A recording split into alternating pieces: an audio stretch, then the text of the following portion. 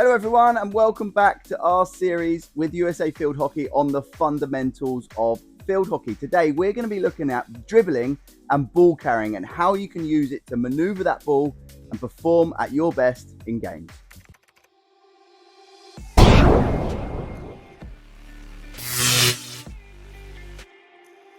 In the previous video, we looked at the stance and why it's so important to have the ball away from your body so you can see the field and you're in this low body position so you can be nice and agile when you're moving around.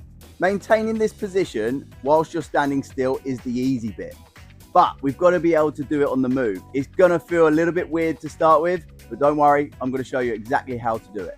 So the first principle is making sure that you have the ball out in front of you. You want to have a straight left arm to push the ball away from your feet, and you're going to have it on the right side of your body. What we don't want is to walk our dog. Now we see this a lot. We're not taking our dog for a walk where my eyes are down and the ball's behind me. We've got to have that ball out in front with a straight left arm.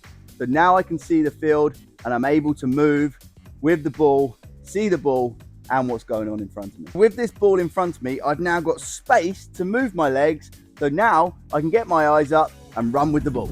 Principle number 2 is all about keeping your stick on the ball. When I'm moving, I want that stick on the ball because it forces me to stay in a low body position. What we don't want is to tap the ball out in front of us because it gives us the opportunity to come up.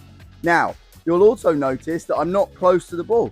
Therefore, a defender could come in. So it's so important to keep that stick on the ball so I stay low and now I'm fully control of that ball. Okay, so you might be wondering why I'm standing here with a hockey stick strapped to my arm. Now, the importance of having a straight left arm is principle 3.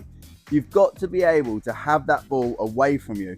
And this just allows me to keep the stick away from my body. You could use anything. You could use a broomstick, anything that's going to keep your arm straight, essentially. You're not going to use it in games, but it's important that you get the feeling of having the ball and the stick away from the body.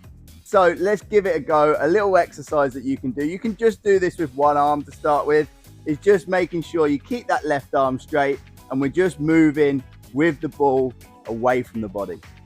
Okay, so once you've done this a few times with one hand, you don't have to use the stick or a broomstick.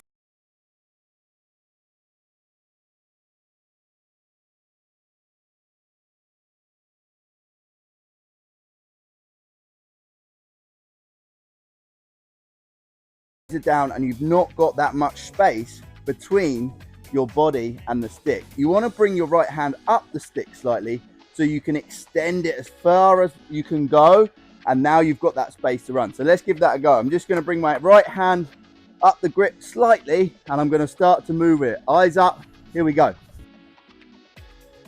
So to all you parents and coaches, it's really simple if you have a couple of players, but if you have a big group, let's split them up into groups of 5 just so that we're keeping on top of the safety measures.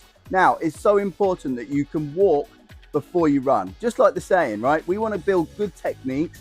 So it's really important that you just walk out in the technique with the left hand nice and high, add that bottom right hand, but we've got that ball out in front and I'm just walking through this motion. This is a really good principle for all hockey training. Walk before you can run. Make sure you get the correct technique first before you go into the speed. So once you're happy with everyone's technique at walking speed, now we can build this up and start to move with it a little bit quicker, get them into relays, and you can even have races to build that competition at the same time. Good exercise to practice this skill is to just get the ball moving and then adding in that stop. So like we did in the previous videos with the TikToks, you just turn in the stick over, stopping the ball. Now you've got to get into that same position again. So I'm walking here and I stop. Walking here in that ball carry and stop. Okay, to make this really fun with a large group of people, you can play red light, green light. It's really entertaining and it gets that competition going whilst working on the fundamental basics of ball carrying.